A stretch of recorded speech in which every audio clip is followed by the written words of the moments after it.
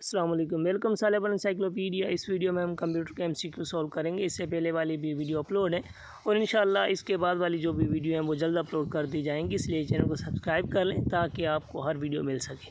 First MCQs है the processed form of the data is called, क्या बोला जाता है?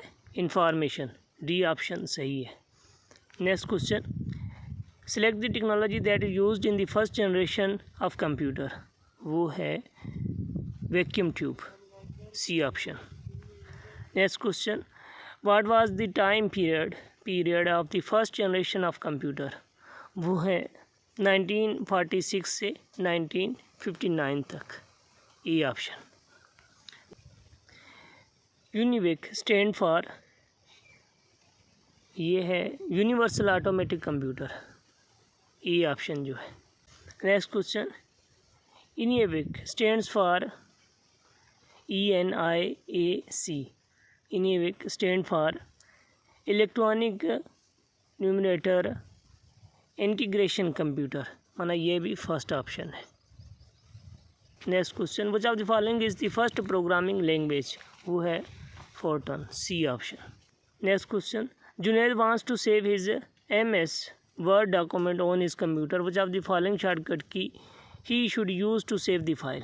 वो है Ctrl+S, ये आपको याद होगी, Ctrl+S।